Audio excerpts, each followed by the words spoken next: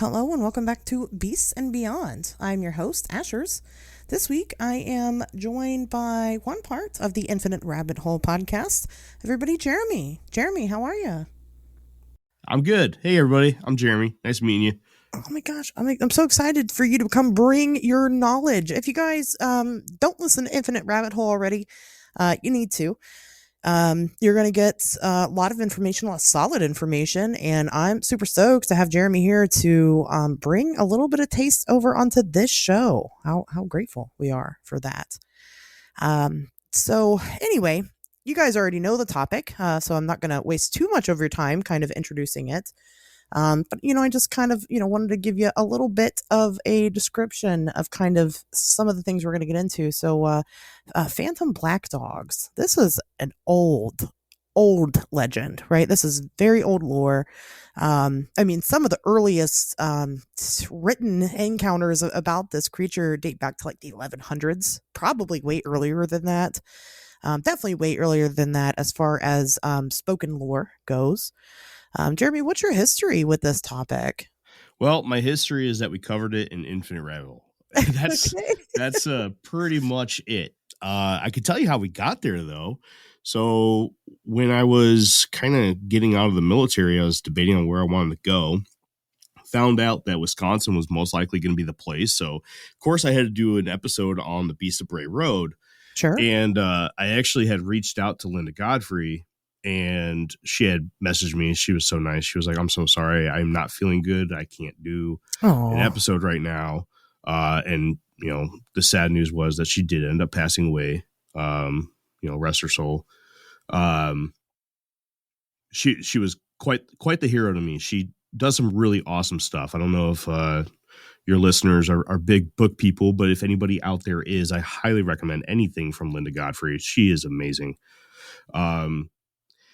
So it kind of stemmed from that. And there was a small section in her Beast of Bray Road book, which kind of delved into the idea of hellhounds and how the Beast of Bray Road could potentially be a hellhound. So after that, it was more a coincidence than anything, because it was roughly around the same time that, you came onto the show and we did the Injured Cold episode. Mm-hmm. And shortly after that, I got in touch with,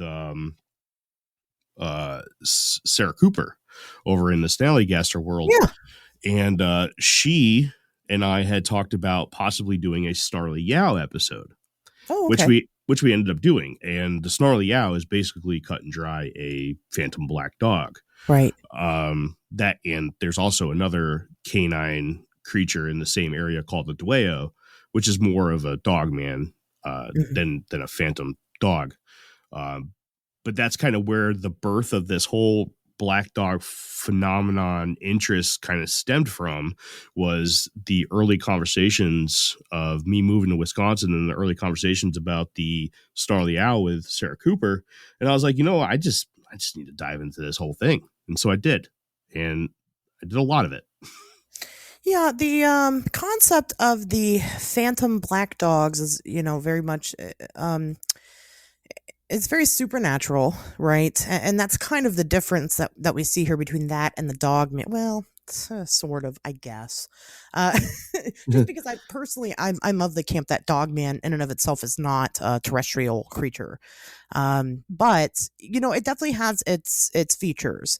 I guess I didn't really have too much of a history with these things prior to doing what I do now.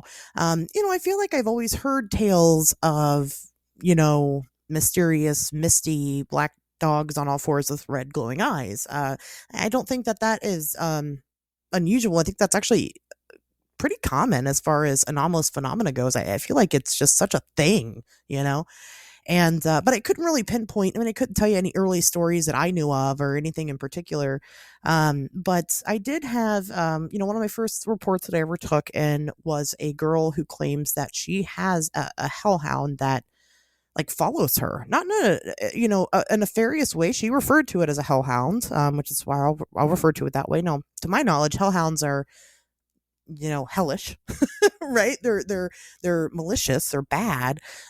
She didn't really make it out to be that way. I think she just called it a hellhound because culturally that's what she knew it as. And she claimed to kind of have this type of like spirit guide, this weird black dog spirit guide. Like a familiar.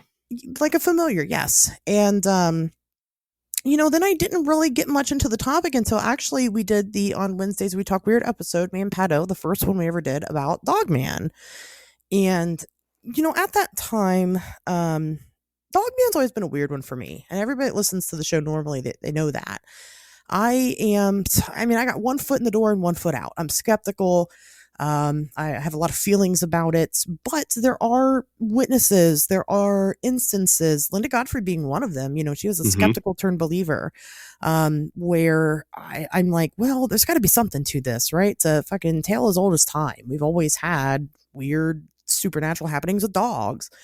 And, but anyway, so we did the first episode on Dogman, and, we started talking about like the phantom black dogs. And I had, during that research, had found an entire website, not an entire website, but an entire forum, okay, where it's just truckers and it's just them talking about the black dog. And then Pat kind of made fun of me and he's like, well, there's a movie about that, entirely. So they're probably full of shit. And I'm like, I don't know, man. And then I kind of got into like looking into the sighting reports of truckers seeing this weird creature over and over and over again. So I don't know. And then it just kind of, like things do, you kind of hit the brick wall in the rabbit hole finally. And I haven't quite found anything to dig myself through it. So this is the first time I'm picking up the topic in like 2 or 3 years. So. Well, so one of the big things that I really like about the phantom black dog phenomenon is it's one of the few things that fall within the Fortean umbrella, if you will, that kind of spans the globe. It doesn't matter what, it doesn't matter where you're from, what time you're from, physical location. There's a black dog hellhound-esque legend, right, or some sort of story that goes along with your place in time and space. It's so old. It is. And when you look and you see what can it be compared to, what else holds a candle to that? And it's not as old, but a upright walking, man or gorilla, Bigfoot / Sasquatch / Yeti / Yeren / whatever you want to call it, that's also spotted throughout the world. And, in most places, it's really just the two of those when it comes to creatures that are literally spotted in all places. Yeah. Yeah. Well, that and lake monsters or sea monsters, both. Fair. But there's different species of those. There are. Yeah, there are. I agree. Fair. That's true. But it is, I agree. It's a staple throughout history, is what I would say. Like I said, however you want to slice it, whether it be werewolf lore specifically or, just seemingly regular canines with some distinct features to them. It's everywhere. I agree with that. Absolutely, 100%. And it in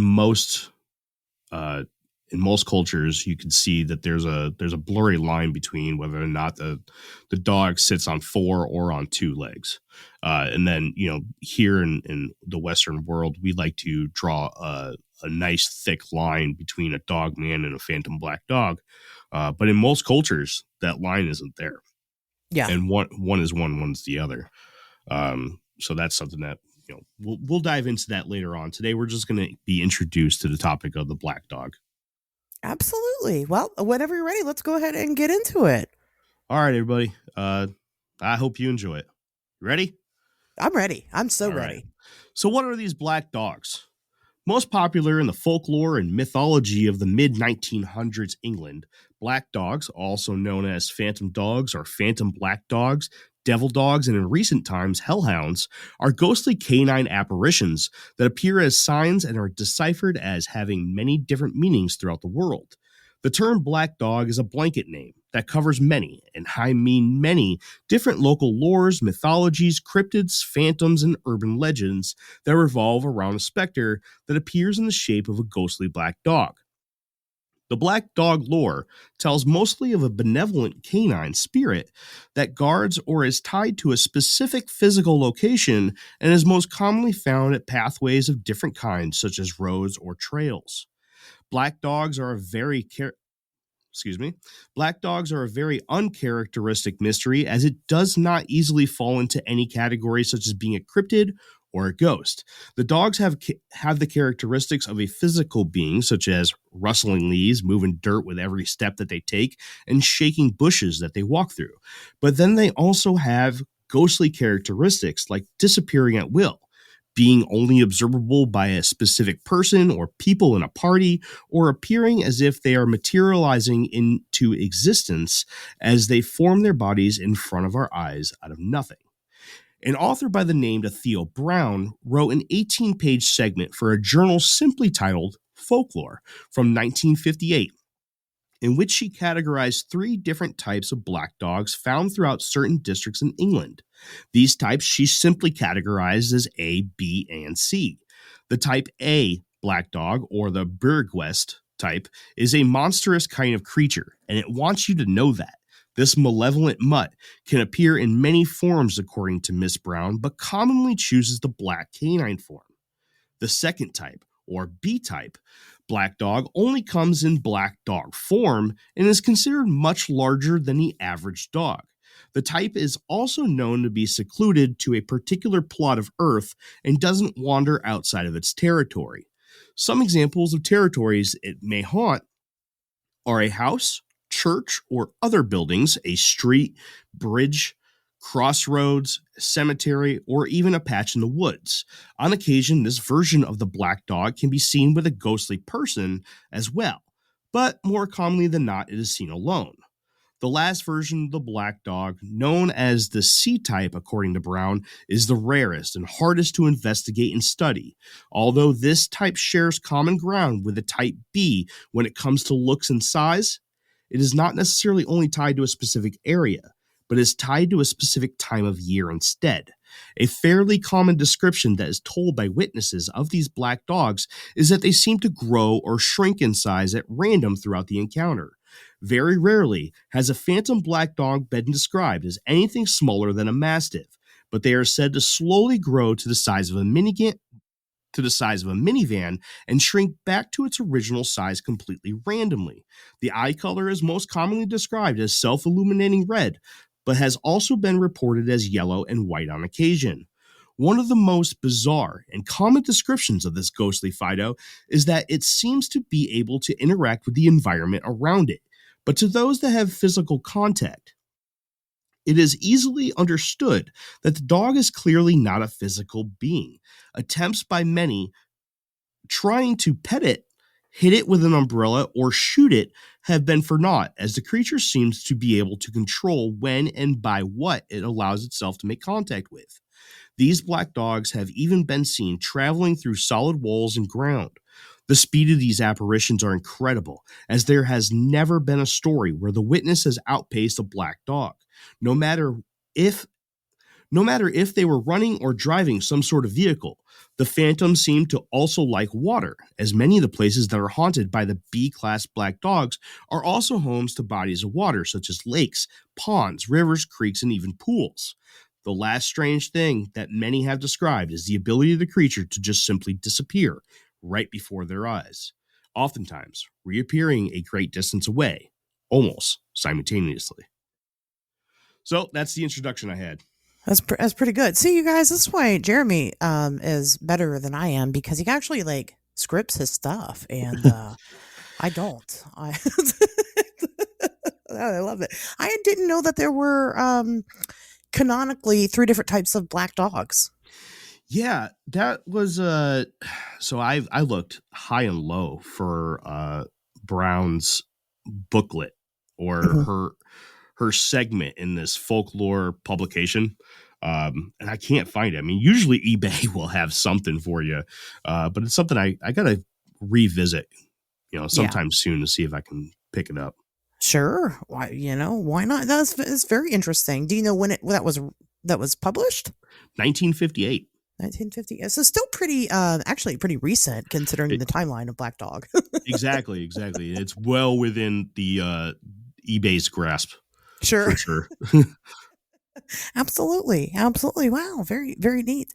Where do we want to start here? Do you want to go into England and Europe and kind of where those stories started? Because I would say Europe is definitely the origin of these creatures.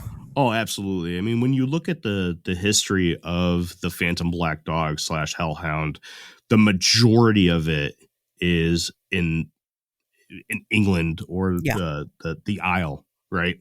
Right. Um, yeah, we're gonna dive a little bit more into the details of the dog itself first, um, Okay. and then yeah, we I got you. Don't worry. No problem. I know I'm not used to this. I'm relinquishing my control, but I'm excited for it. I get to learn me some stuff. Yeah, So, you just sit back and relax. well, okay, go ahead, take it away. Next portion. All right, next section is called Degrees of Details. It is in Mark Norman's book, Black Dog Folklore, that we get additional details about the physical attributes of these black dogs. This book highlights the world and folklore involving the black dog phenomena in the British Isles, and on occasion steps outside of this area into other parts of the world. Early in this book, he points out what he calls the 6 different descriptive details of black dogs. Number 1 being the size. There are often stories that describe the dogs as being extremely large, and some that describe them as the size of a normal dog. But what is different about this canine compared to all others in the world is that the size of the animal seems to be controlled by the creature itself. In some cases, the dog gets so large and thinned out that it rivals buildings and treetops before fading away to nothing. The most common description of the ghost's size is uncommonly large for a dog and is often described as being as large as a donkey. 2. The color. Although the most common color reported is black, these phantom dogs have been described as also being white and yellow on occasion, and in one case pointed out by Norman, red. And 3. Physical details. Physical details.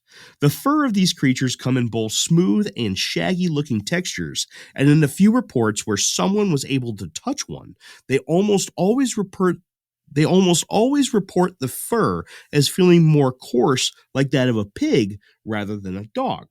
The eyes tend to always be very large and often described as being as big as tea saucers. On a few occasions, it has been said that the creature only has one eye in the middle of its head.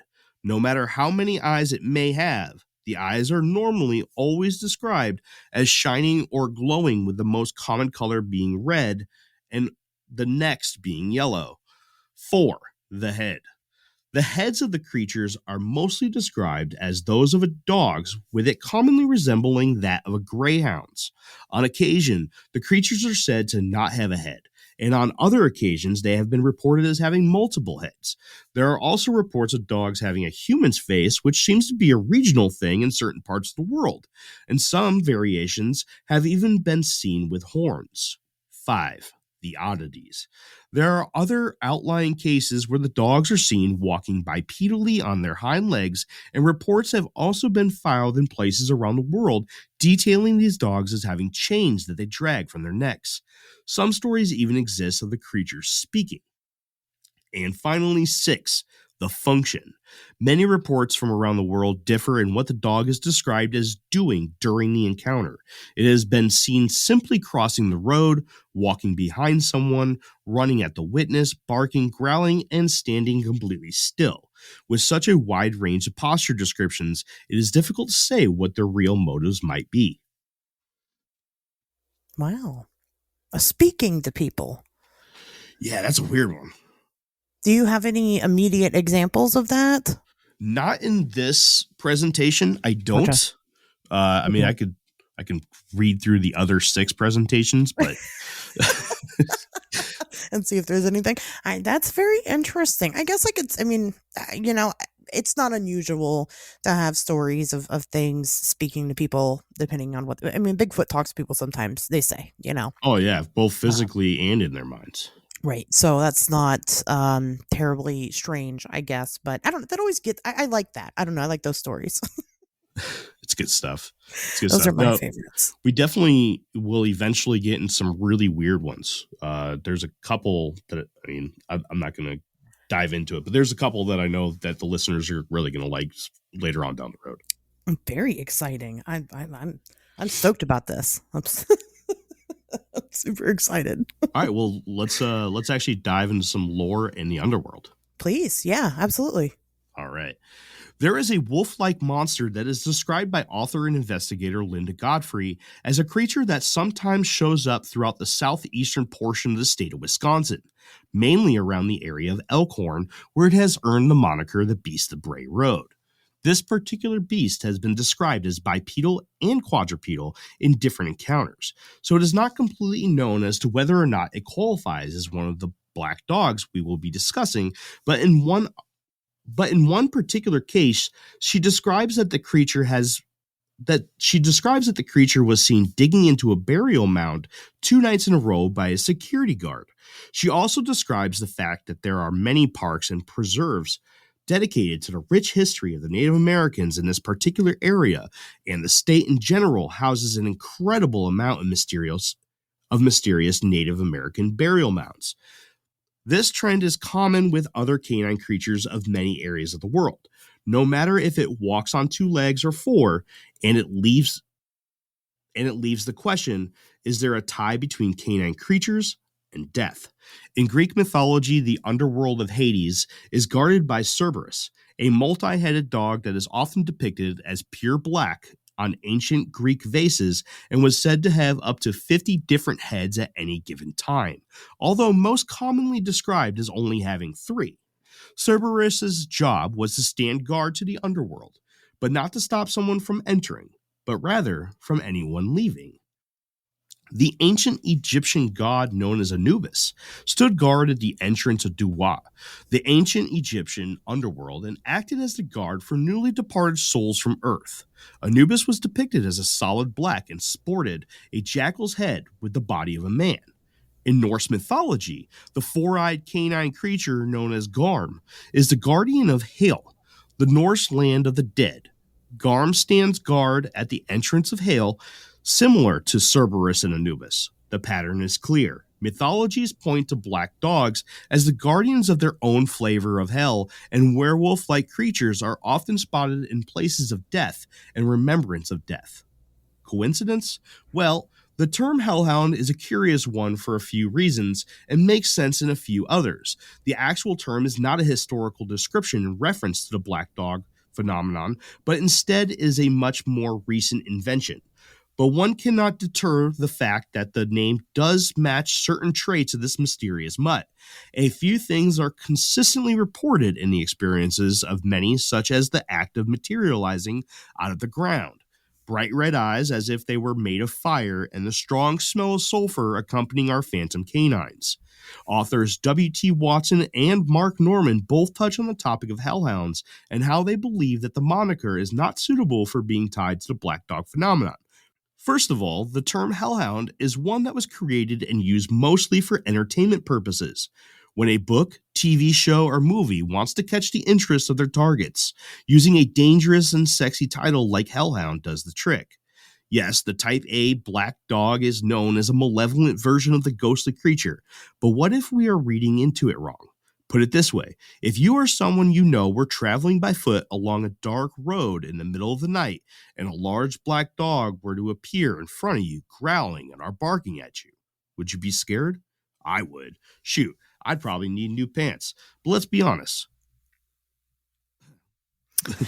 I love that. Sorry. Shoot, I'd probably need new pants. Let's be honest. But as we dive deeper into the lore of the black dog, we will see that these canines often try very hard to prevent us from going somewhere or seeing something. So, what if that same dog that you saw growling at you was attempting to stop you from walking across a bridge that was suffering from a very bad case of rusty support beams? but all you saw was a growling, huge, otherworldly black dog. Is it safe to say that you might misinterpret its intentions? Maybe, right? Well, what if both Norman and Watson both have this wrong and the sexy name Hellhound that swarms the modern writers, podcasters, and folklorists uses clickbait for their work is more accurate? I guess we'll just have to dive deeper then, huh? So let's sidebar on that for a second. Let's Some of do the it. things, yeah, some of the things that you had talked about. Let's go ahead and tangent off of it. Um, so why don't we go ahead and let's first discuss this relationship between the black dog and I guess, the modern day dog man phenomena. Yep. So, I like that you mentioned Anubis, right? Because that is something that a lot of people bring up within the dog man community, I guess, for Mm-hmm. for lack of a better term. They definitely use that as proof. Anubis is very much a canine human type of creature in appearance, right? Probably one of our earliest examples of the sort. I would think probably not the earliest, but anyway. I mean, what do you think? You and I have kind of talked, in private about some feelings that we have about the dogman phenomena. Um, Obviously, being somebody that's done a lot of research on both topics, and like you said, getting into it because of the dogman, the beast of Bray Road. Do you think that it is fair to put them hand in hand? No. I think that they're separate completely.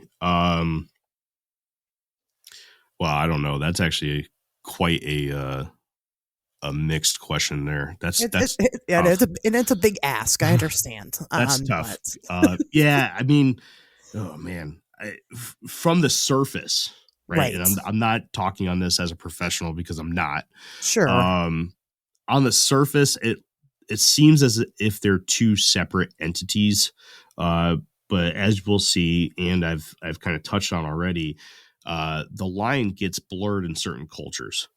Hmm. Um, and I don't know necessarily whether that's something that is a cultural aspect that can translate well into our culture, the Sure. Western culture. Um, I don't think so. I think that there's enough. We're just going to talk about the small scope here in North America. Hmm. There's plenty of different stories or lores, locally and largely separating the black dog phenomenon from the dog man phenomenon. Yeah. You have plenty of four-legged, on all fours dogs that people run into and tell stories of. And then you have plenty of two-legged ones that people will tell stories of Hmm. that act more, I hate to say human-esque, but when you're comparing it to that of a black dog, it does act a little bit more human than just your regular canine. Um, so no, I would have to say that they're man, I hate I, I hate jumping to one side because Sure. man. But from the outside looking in, just scratching the surface, I would say that they're different.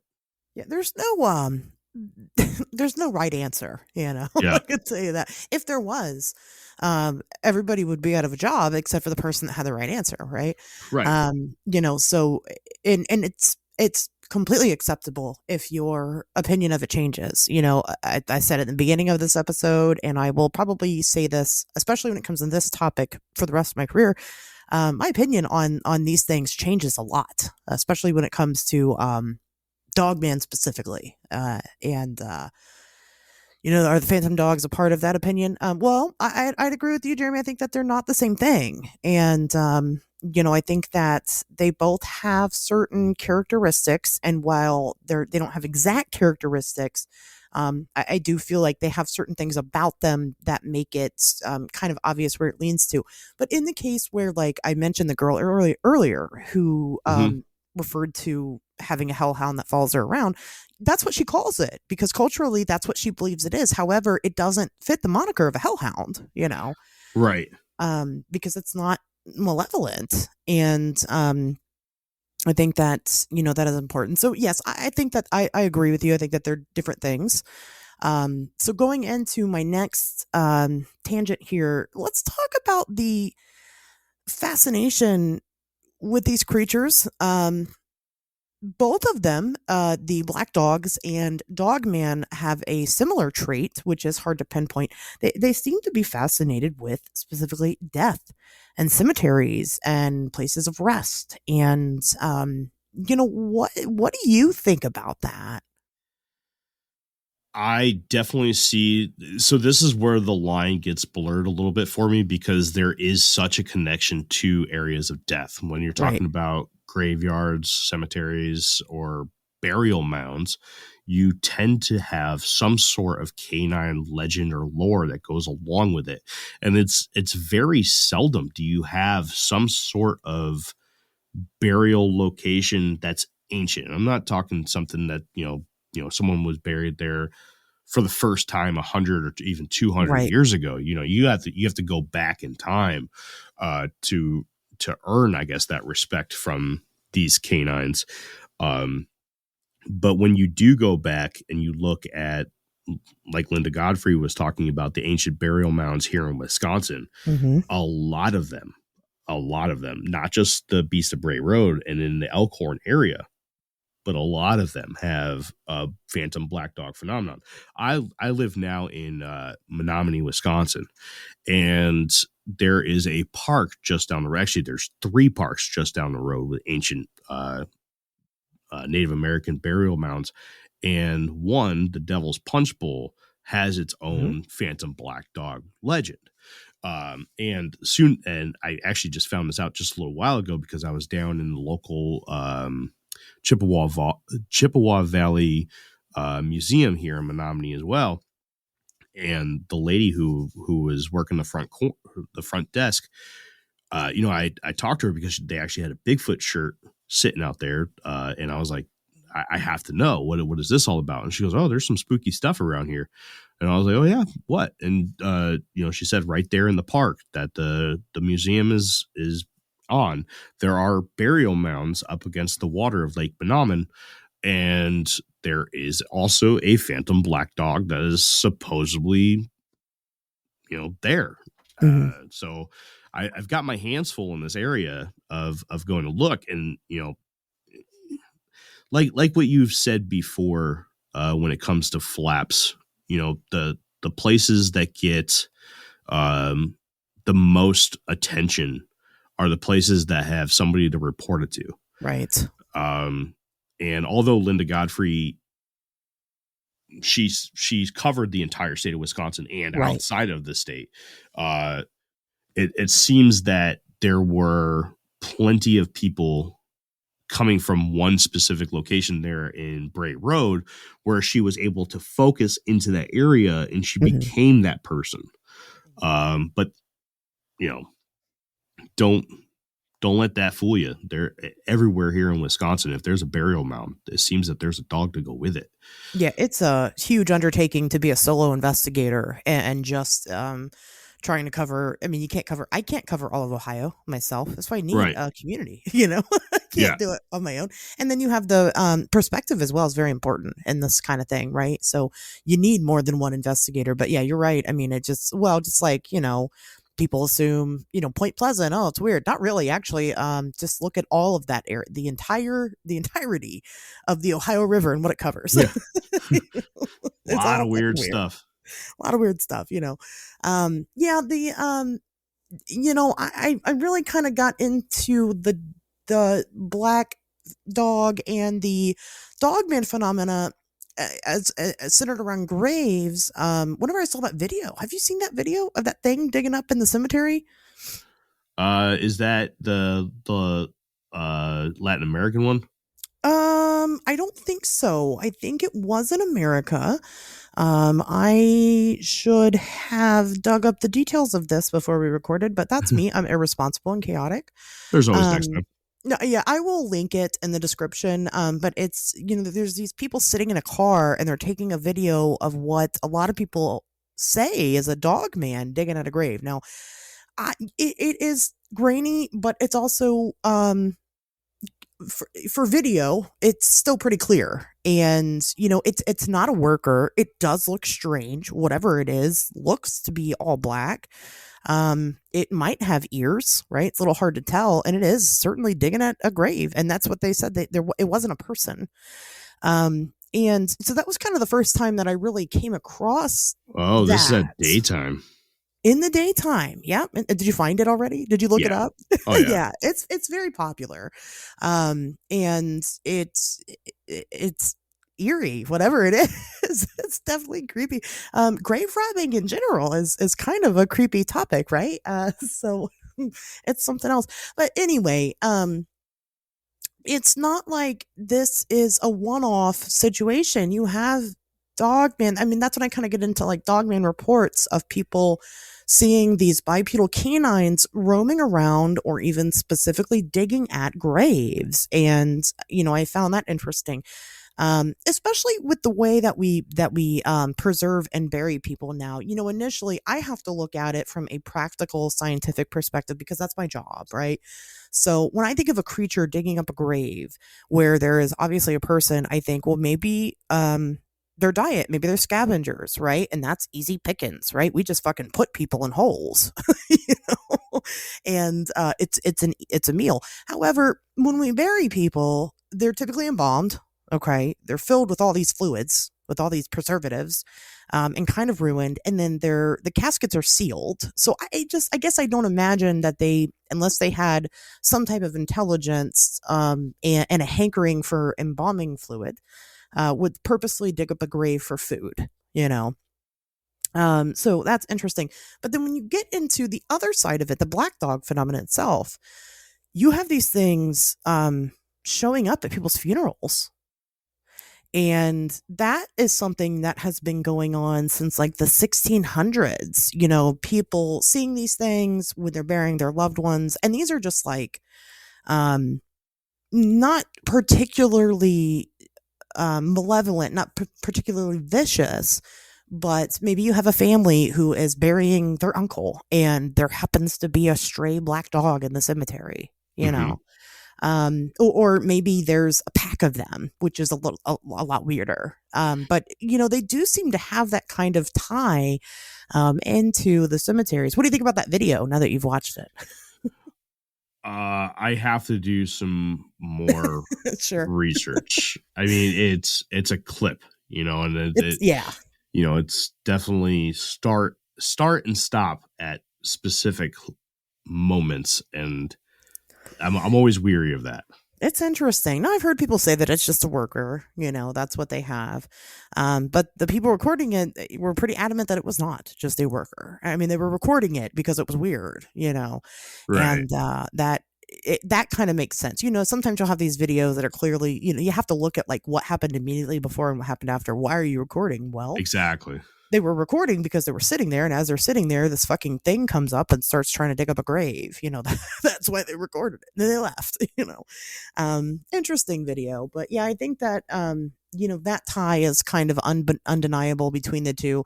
Whether or not they have similar motives, I don't know. Again, black dogs themselves don't seem to dig up the graves, whereas Dogman does. There's definitely a difference there. That's one of the that's a good separator between the two entities. Yeah. So, I mean, for whatever reason, they both have, I guess, a common interest, but, correlation is not causation. So Right.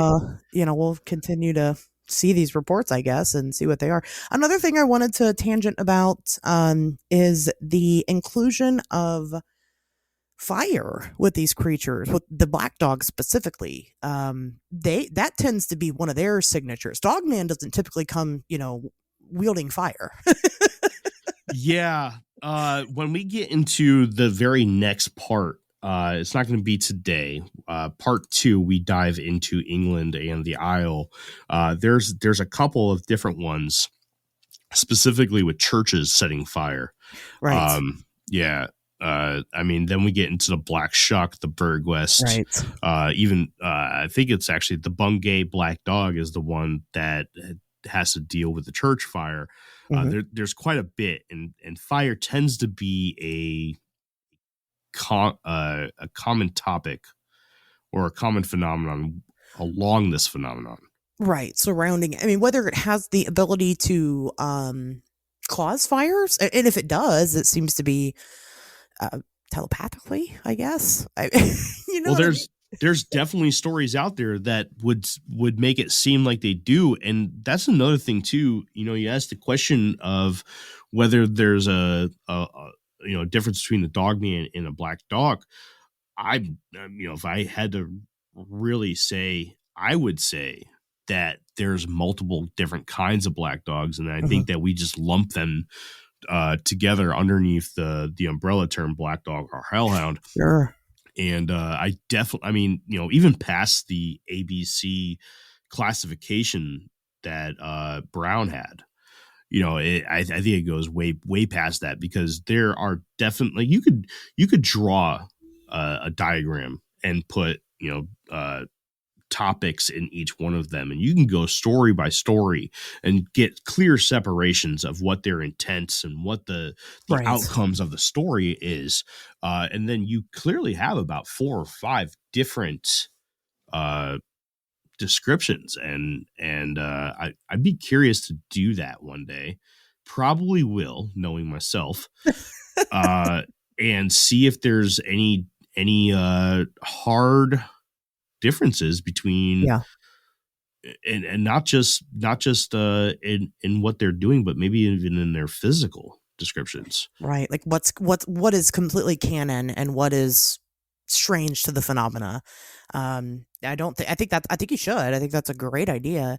The fire aspect of it, just when you Google black dogs, on most of the articles, the first thing that you're gonna see is that they're associated with hell. Yep.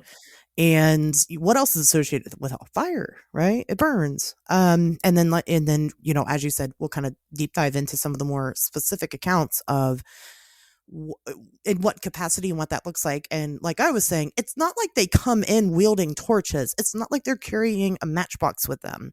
The fire seems to happen spontaneously, but it's caused by the creature. Let me take it a turn for just a second into something that I'm more familiar with. Some of the black dog fire encounters, some of them have actually been more reported, not fire specifically, but the fire started due to electricity. And electricity, in some of these cases, before we understood what electricity was.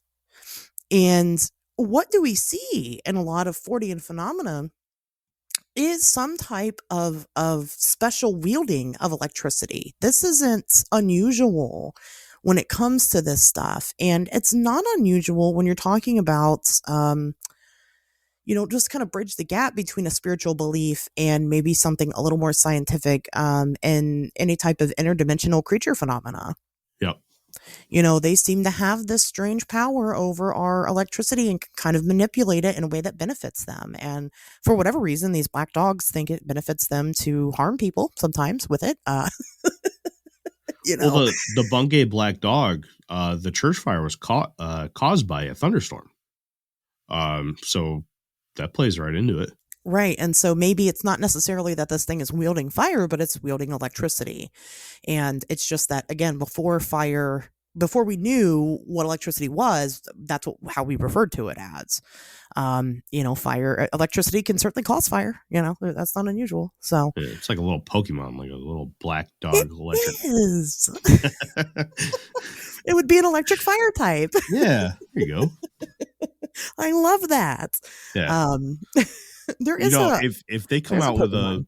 if they come out with a fire electric type dog and it's all black, I'm suing You're gonna sue them. them. I mean, coming there's coming like for you. 3,000 Pokemon or something. Yeah. There's not I 3,000, don't but know. there's a lot now. There probably Yeah. do. So you might want to get on that. You'd be like, well, they're gonna be like, well, that came out like 10 years ago, and you're like, I don't give a fuck. I'm suing you. I have You're this recorded from the other day. Okay. right. You're Pokemon. Like you have time traveler money. I know that you traveled to the future and stole my idea. Jerk. Anyway, those were my tangents. So I will let you go ahead and continue. All right. Well, I think you're gonna like this one. This one dives into a little bit more of the folklore. The Church Grimm is a legend that tells of a guardian spirit in England and Nordic folklore. Often appearing as a black dog, the Church Grimm's duty is to protect the churchyard from anyone considering committing sacrilege against the church, such as thieves, vandals, the devil, and witches. It is common belief by many folklorists that it was customary to bury an alive black dog under the cornerstone of the church as a sort of sacrifice, so that its ghost could serve as the guardian grim of the church's property. In English folklore, this practice was put into place to counter another belief that told of the first person buried in the church's property having to serve an eternity as the protector of the church as a spirit. In order to relieve the idea of a human soul never being able to move on, a dog was used as a replacement. There are many other smaller traditions that involve the sacrifice of dogs as a way of creating a spirit canine guardian. Many investigators and folklorists interested in the black dog phenomenon believe that there is a heavy tie between these dog like spirits and the places they are tied to. Churches and, on occasion, their adjoining graveyards are a common place for black dogs to be spotted. With this, the ties between the spirit and the afterlife become stronger, and the mystery of the phantom black dogs grows deeper. The black dogs are also seen commonly around roadways, paths, and bodies of water. One additional piece of knowledge to add to the water content is that there is a time in history where it was common that when a bridge was built, the builders would send a dog or other animal across the bridge first before any human. The reason for this is that the bridge building was so difficult that it was believed that it couldn't be done without making a deal with the devil first. This deal would be that the devil would assist in the successful building of the bridge, and the devil would get ownership of the first soul to cross it. So it became common practice to throw food or bones over the bridge and have a dog chase down the prize by crossing the bridge first. Is this why so many sightings of phantom black dogs are seen on bridges and waterways? Another brief tidbit that Norman adds in his book is how, like in old churches of the British Isles, it was not shocking to find the remains of dogs or other animals encased in the actual structure of a bridge, or large amounts of dog skeletons found near or below the bridge buried under the earth. Now we have talked about a few different places and landmarks that are known to be haunted by various black dogs around the world, but a few darker places exist as well, and these may be the scariest of them all when you look back at it. Old gallows and suicide burial areas are very popular haunts for phantom black dogs. Many places of human execution and demise seem to be popular places for haunts in general, but gallows and suicide crossroad burials in particular seem to be a favorite for our phantom black dogs. In the early years of the 17 and 1800s, people were killed as a punishment, or people who took their own lives were not allowed a burial with those that died from other means. The bodies of these people would be buried in one of a few different places, one of which is at a crossroads, so that their spirit could never find their way back home and would be stuck in a decision of direction for the rest of eternity. As a small teaser to another story and common black dog sighting at an old gallows location, if you find yourself near Roath of Glamorgan, England, at the end of Plocker Way, an old execution area is said to still be haunted by a black dog. But be careful, this one is said not to be too friendly. Everyone has heard of a piece of lore or mythology that refers to some being or creature that is responsible for the safe travel of a newly departed soul to the afterlife of its deserving, right? Well, did you know that there is a term commonly used for this particular job? That term is what's referred to as a psychopomp. In many different mythologies, the chosen psychopomp is a black dog of sorts. Cerberus, Anubis, and Garm were three that we already talked about as examples of creatures that stood at the gates of their particular hell. Well, All three of these mythological beings stand double duty as their culture's psychopomp. In many cultures around the world, the dog was considered to be a form of psychopomp itself.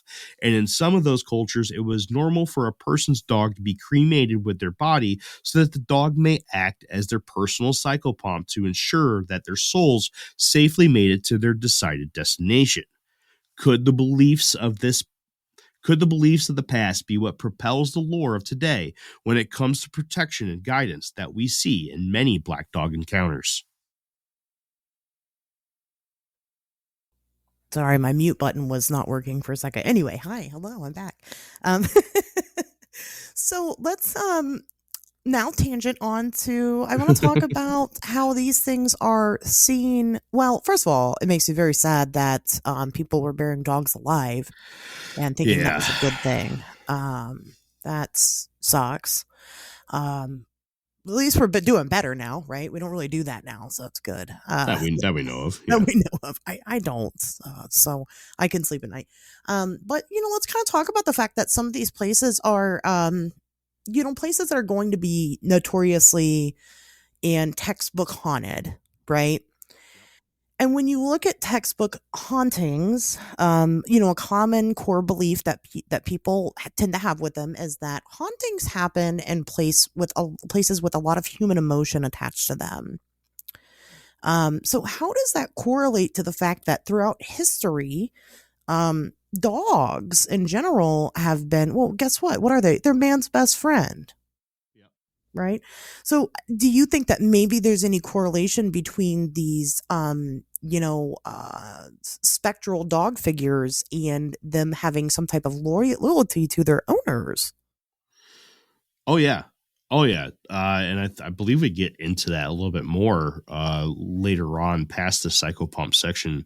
I'm not 100% sure where this particular part ends off at.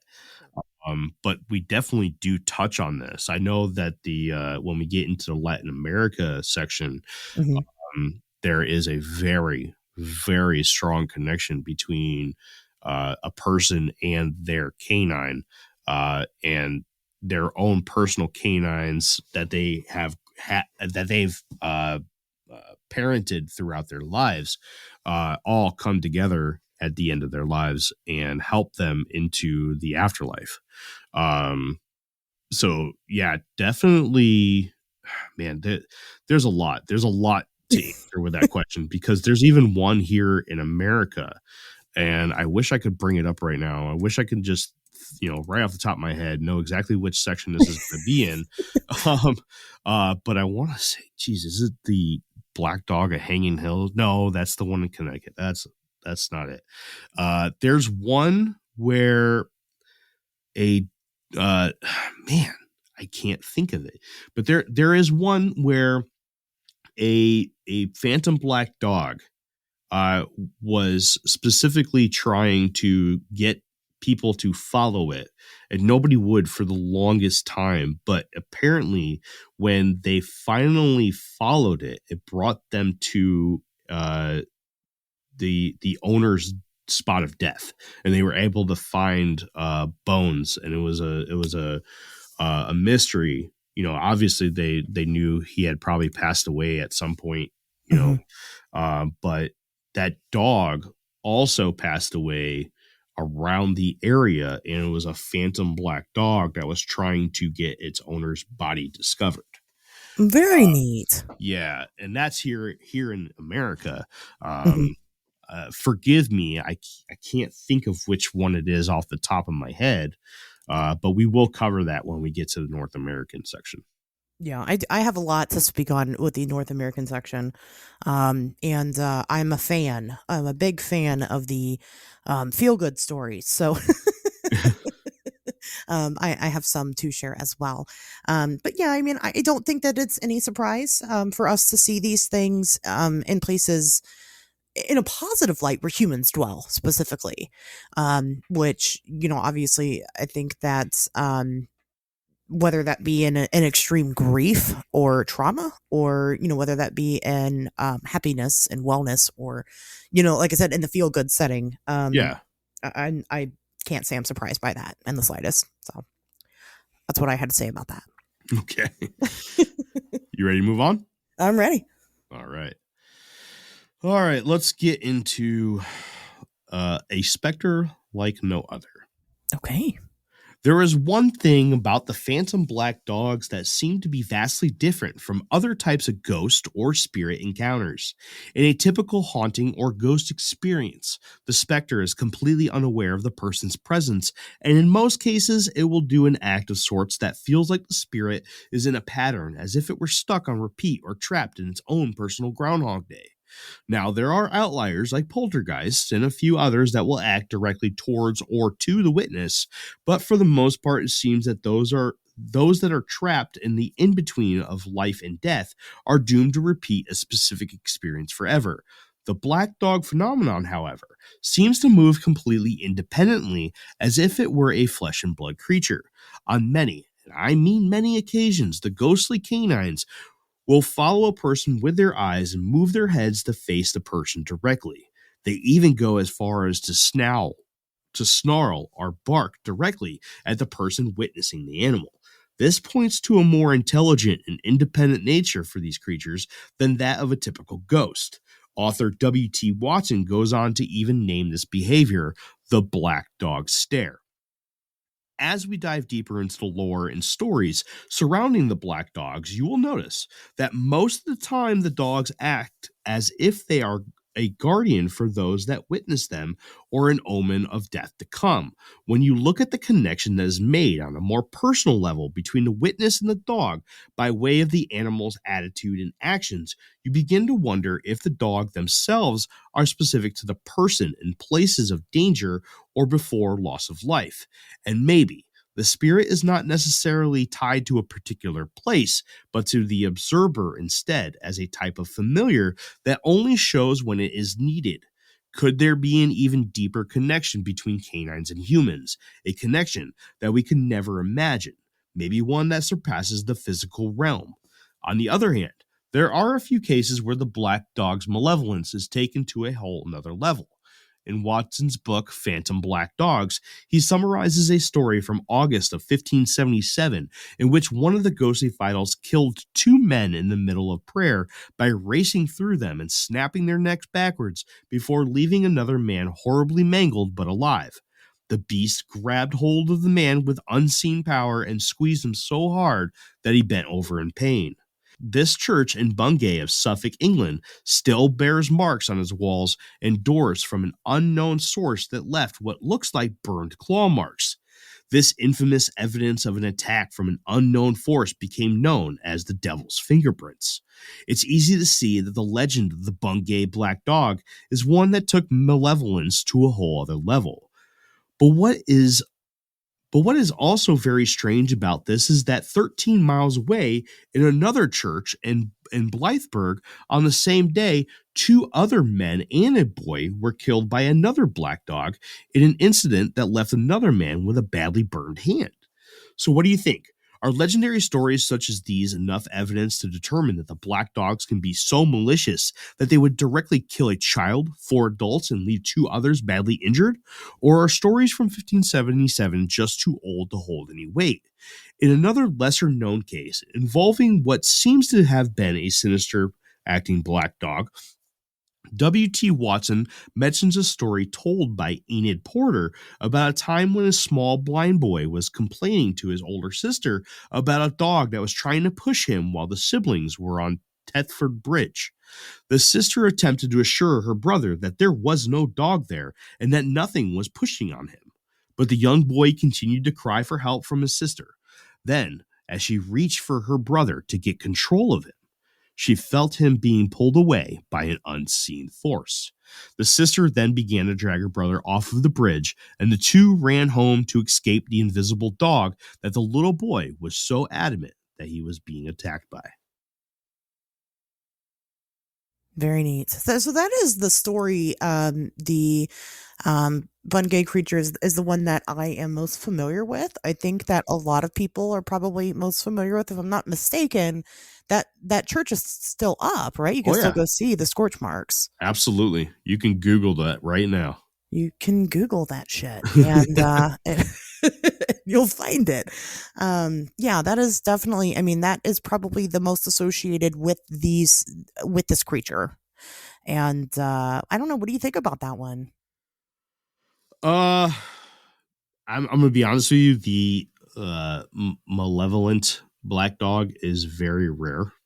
It doesn't seem to be a very common aspect of these creatures, and this is what I was kind of alluding to when I was saying that there may be more than one type of these that are Right. completely unrelated. And on occasion there are stories where the malevolence goes to the extreme where it kills.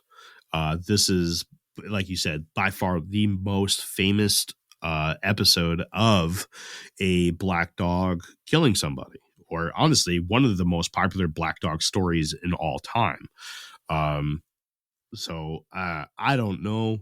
Uh, I would say that if anything, any form of black dog were to hold the moniker Hellhound, this would definitely be the one. Yeah, I agree with that. A lot of our influence, in regards to lore, like I said, if you look up black dogs, you're going to see a lot of negativity. Oh That yeah, is going to be your main focus there. Even though dogs historically are a good thing, right? Dogs are usually in regards to, they're in high regard as far as human relationships go, and I agree with you. That's not, these malevolent beings are the exception to the rule, not necessarily the rule. right. Um, but because our culture is so steeped in this European influence, and the European influence is so steeped in Christianity, not to shit on the church or anything, but Yeah, I mean it is. Therefore, that kind of becomes the leading belief, and well, here we are. yeah, yeah. They have definitely gotten a bad label. Yes. And once a label is assigned, it's tough to come across stories that don't go along with that. Right. And that's what I like about the black dog phenomenon, is that this is one that surpasses that. You still get the good stories, the Mhm. ones where the dog is trying to bring you to its owner's final resting spot so that this could be closed, and you know uh, they can all move on. Mhm. That's the kind of story that you actually hear mostly. um yeah. So, Yep, I agree. well, you ready? I'm ready. All right. Let's look at some of the possibilities. So let's dive into the question, what can it be? First, I would like to answer the question, could it be misidentification? Yes, of course. Some cases, maybe most cases, can absolutely be misidentification. But let's look at the vast amount of sightings of black dogs. Do you really think that the entire body of reported and unreported sightings throughout history are solved by simple misidentifications? The creature has more stories in history about its existence than Bigfoot like creatures. I mean, there are reports of these dogs that go back to literal ancient times and from just about every landmass on this planet. How about hallucinations?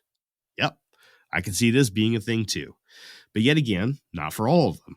To say that everyone that has ever witnessed one of these specters is hallucinating by seeing an all black dog with red glowing eyes that can disappear at will, which grows and shapeshifts in reports that span throughout history, might be a bit of a stretch, but I'm sure a few of them can be blamed on hallucinations. So what's left? Well, we have the woo woo, which, in many uncharacteristic opinion, makes the most sense here. This could very well be an interdimensional, spiritual, or familiar type creature. I'm not one for Team Woo Woo too much, but I got to hand it to them this time. But what about hoaxes? Well, yeah. I think many of these stories could be purposely false for various different reasons, but I don't think someone is going out dressed as a spectral black dog with red glowing eyes with the ability to disappear, grow, and shapeshift. That's just out of the question for me. So, as of right now, without any further evidence, I'm going to say I need more info. Sorry, everyone. It's for sure leaning towards Team Woo Woo, though, but I need more. And trust me, there's plenty more to come. Oh man, that's hard. I'm gonna say it's aliens. Um, Team Aliens. I love it. just because why not? As a researcher, again, this isn't really my particular area of expertise. I'm familiar with the topic. I find it interesting. But I don't normally deep dive these topics unless it is somehow pertaining to my job, right? Yeah. And so in my research itself, I've never really come across it in regards to what I do. But the couple of instances that I have read and have gotten into, and sometimes, I tell people as a researcher, I don't really get to choose what I research, as weird as that sounds. It just kind of happens. It becomes related to something that I'm looking into at the time, or, maybe I get a case, and that particular case I'm looking into. And the only case that I've had personally of a phantom black dog is that one girl who Hmm. didn't really need any reprieve from it. She was content. So I didn't really see a point in deep diving it much further. But I did take the special interest in the trucker black dog story. And I have come across these stories in my Native American research and things like Oh, that, but yeah. not so much. And I will say, I'll kind of get into them a little bit more, but I will say that they are mostly positive experiences. Um, Sometimes they're not. Different tribes are different. That's the one thing. You can't just be like, oh, it's Native American. And it's like, well, okay, which tribe? But um, in the things that I've read, this is clearly not a flesh and blood phenomena. I don't think. Um, I don't think that they're delusional. I think that people are experiencing this creature. I think maybe sometimes they happen to be in a certain circumstance where I mean, we know black dogs exist, right? Just as an animal. I know people that own them. Yeah. You know? I own one. Yes. Oh, do you? You have a black dog? Wow, Yeah. that's Sure do. it's like 456 years old or something, and it's always catching shit on fire all over the house. And not everybody can see it. It's weird. That is weird. You're like, I swear to God, there's a dog here. You're just like walking it outside, and it's just like the collar and leash floating by itself. But obviously we know black dogs exist. Is it as far of a stretch to say that some people have encountered an actual dog during a strange circumstance? I'm sure that's happened, you know. Like I said, sometimes you have instances where these black dogs show up at like funerals and stuff. Well, could it just be a stray? Absolutely. When you're talking a pack of them, though, that's very strange. Yeah. Yeah. um, because again, this is a known animal, and they're not always well taken care of. It just happens, or they escape, or whatever. Um, so I of think that, course, there's misidentifications like that. yeah, I think the red eyes would be a dead giveaway. That's well, it just depends. Is it nighttime? Are you shining lights on them? Ah, yes. Well, I don't know. Canine. Okay, so They don't really weird. reflect like that, but they We weird kind of tangent. sure. There was a study done, and I can't quote it right now because I don't have it up. But for one of my other research projects, we went into the different colors of eye shine coming from different critters, um, and I want to say that canines have a yellow shine. Don't quote me, but I don't think it's red. There are red. There's creatures out there that do shine red, and it is pretty interesting because the color of the shine has no relation to the color of the eye. Um, so like humans, when we back when we had Polaroid cameras, our eyes would shine red. But as in like gorillas and chimps and other great apes, they actually shine green, which is pretty strange. Hmm. So, and yellow and green tend to be on like a spectrum. So, um, you can be in a circumstance where the eyes appear yellow, and then on that same creature in a different lighting, they appear green. Right. So it really just depends. Now, red eye shine can also stem from, you have some animals that kind of do it naturally. The Stygian owl is the first one that I think of, Yeah.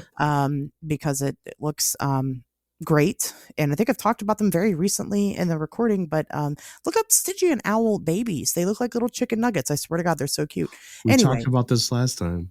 it was you that we talked about this with, and you looked Yeah. at them and you agreed they're adorable. Um, Apparently I know too much about the Stygian owl, but when you do Mothman research, you learn all about all the owls. Anyway, but they have the red eye shine. Now, you do have instances in animals that don't typically have red eye shine that could have red eye shine due to disease, Yep. defects, mutations, things like that. Yep.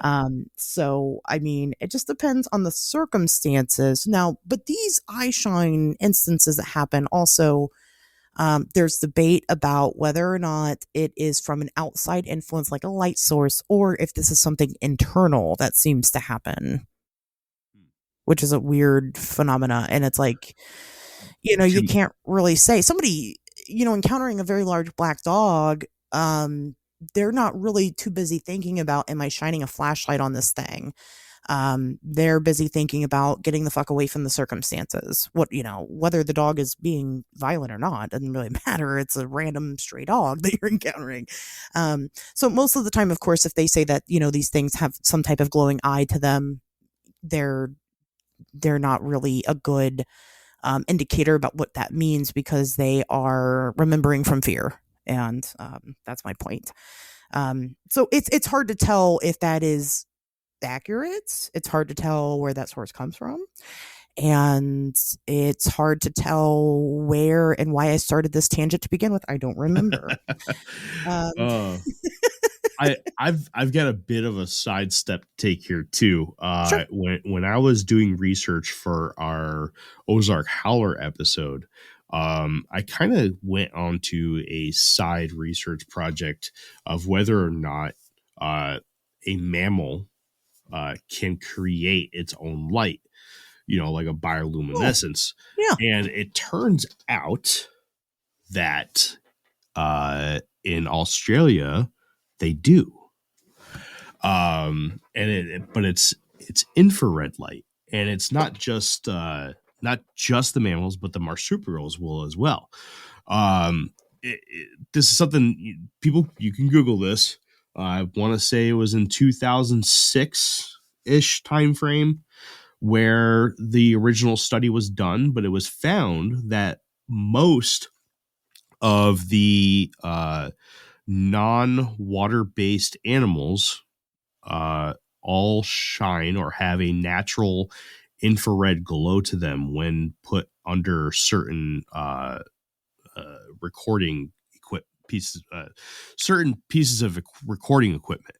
Um, and if you look at the spectrum of, the spectrum that humans can see, infrared is just below our spectrum. So for a simple step of adaptation or evolution, that, if you will, it's not hard to believe that a step can be taken to where animals can produce their own infrared light coming from places like their eyes and their ears and their nose and their mouths, uh, to something within the seeable spectrum of humans. Uh, Mhm. and it was also found that just like in infrared, there's also some animals around the world that will do ultraviolet, the spectrum right above our seeable range. So it's, yes, I know one of the most popular arguments when it comes to, well, nothing on Earth has self illuminating red eyes. True, not yet. Very true. Very true. That's a good point. That is interesting. I did not know that about infrared Australian creatures, but also I'm not surprised. Yeah, Um, to be honest with you.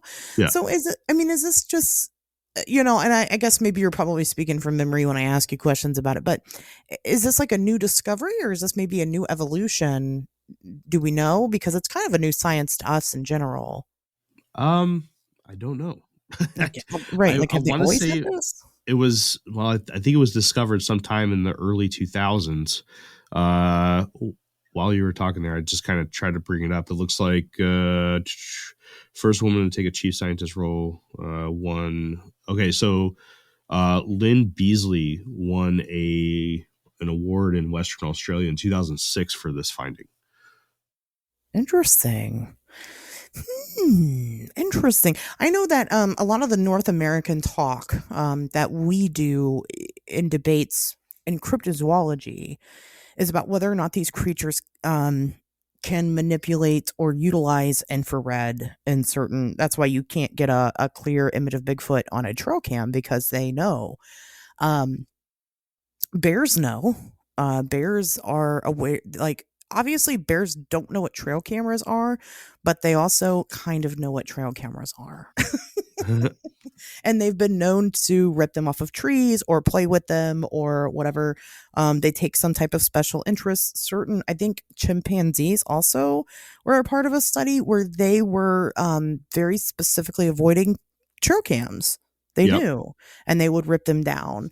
But for them to utilize infrared, we don't really talk about that part. We just kind of more talk about their self awareness of it.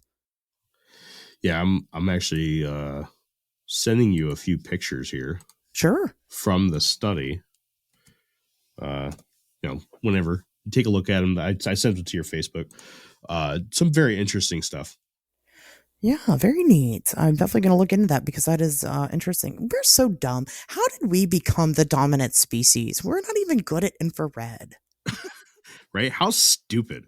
Right. I mean, what? But I got to pay fucking taxes and I don't even get infrared powers. It's bullshit. I'm going to write a very carefully worded letter to my congressman about this shit. That's a good idea. Yeah. It won't go anywhere. But yeah, I was going to say, it's not going anywhere. But I'm just mad about it. I have to put on equipment if I want to see infrared. That's not fair. Make better eyeballs instead of more AI robots, right? Yeah. I mean, give me something that actually benefits me, my guy. Anyway, I remember where that tangent came from earlier, and I'm gonna trace back to it. I was saying my opinion about what I think that these things are. So, and I said aliens. I'm kind of half serious in a way. Notoriously, I don't believe that ghosts or spirits or specters or whatever it is you want to call them, I don't think that they're dead people. I don't think that they're dead animals. I don't think that they were once alive here on Earth.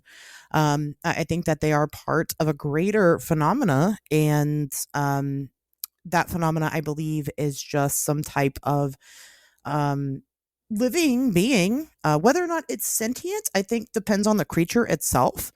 Um, as far as, well, I mean, obviously they're alive, right? But they're not intelligent. I think that if we are speaking of creatures that operate on a different, I don't want to say dimension because I kind of hate that. It seems like a cop out. I don't think so. You don't think so? No, Well, I don't think so. I don't think so. I like the woo. I like it. Yeah, I'm very, very big on multi dimensions, parallel worlds. No, there's definitely a separation between the two terms. And we'll dive into that some other day. Right. But I'm a huge component of that. I think it's a tool, or it's not necessarily a tool. It's something that I wish we had more understanding of, or at least that it was public that we had more understanding of, because it would answer a lot of questions. Yes, I agree with that. And it's just something that we scientifically don't have access to right now. Mm-hmm. We're getting there. And will it happen in our lifetime? Well, you know what, Jeeremy, it might. It might. It might. I mean, we've had such. I mean, you and I are about the same age. Look at how we grew up. We grew up, with technology booming. And, I remember corded phones, you guys. I'm old, right? I remember, being called in for dinner instead of on the cell phone, right? Yeah. Or coming in with the streetlights came on, whatever, the boomers say. But we specifically grew up with that. I did anyway. I'm a 90s baby. I was born in 91. And I grew up with this significant advance in technology. And so anyway, my point is that who knows? I mean, it could really take off in the next couple of years, especially with whatever the fuck is going on with Congress and UAP disclosure and Oh man, there's so much going on. I woke up this morning. We're gonna date this recording real quick for everybody. sure. I woke up this morning and my email and inbox on all social medias at least had one, if not five, different people being like, "Hey, did you hear about those creatures that came into the mall in Miami?" Yes. And I'm Yeah. like, "No," and there you go. I mean, Same. if it turns out to be true, right? If air quotes, Sure. um, it's from what people are saying is that they came in from another dimension. so Sure. it may be. Who knows? We might be right Maybe. on the fringe of it. Who knows? Maybe. And is the black dog the pets of those giants in the mall Ooh, today at the it could be, maybe. but Jeeremy doesn't think so. Um, I don't. that's okay. You know what? That's fine. Um, again, there's no right answers here. Well, the whole thing about 40 and topics is that you have to have a dynamic mind about things. Yes. Right? You can't just say this is my stance on this and that is it. Because if you're going to do that, you're going to fail.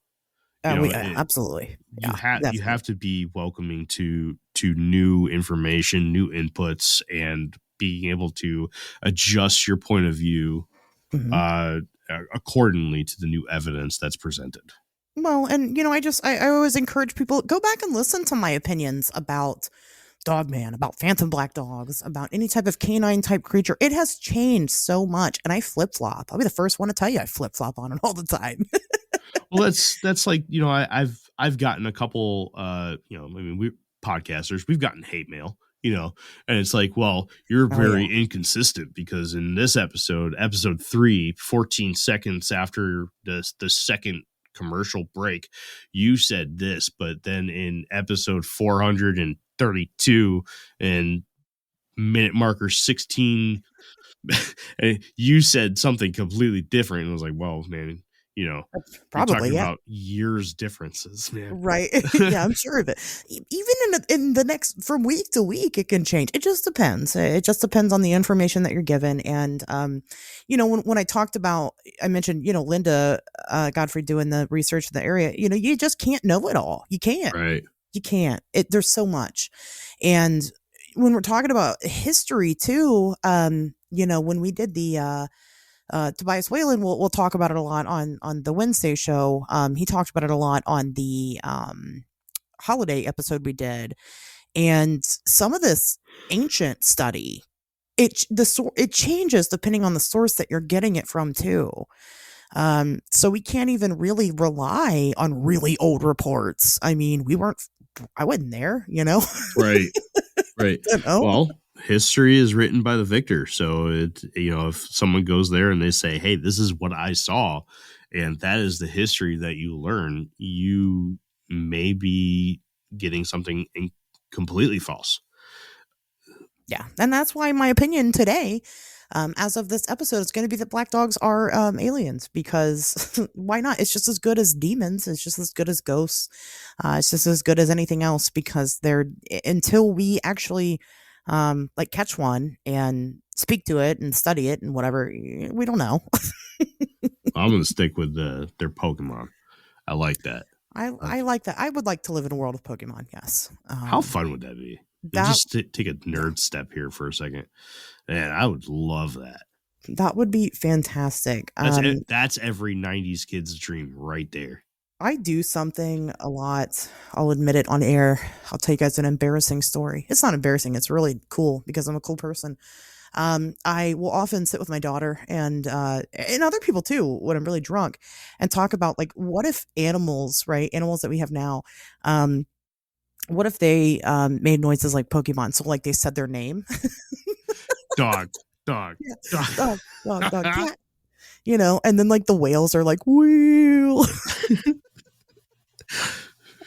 Do that. Just like if you have kids, or like I said, if Oh, you get drunk and you're with your buddies, like just just do all the different animals. It becomes very fun. Um, you do different, voices and accents maybe for some of them. uh, I have a whole army of children, and this is going to be great It's going for to be me. great. Yeah, They're going to love it. definitely doing it.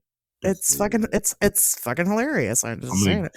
squat down and waddle like a duck while just yelling, Yeah. duck, duck, duck, Knock, knock, duck, knock. duck. Yep. Yep, because it works, and it just it's, you know what, it's the simple things in life, that matter, and that is one of those simple joys. If you're having a bad day, just start thinking about that in your Yeah. head. Just start going through all the different animals and doing their names as Pokemon sounds. So um that it works every time.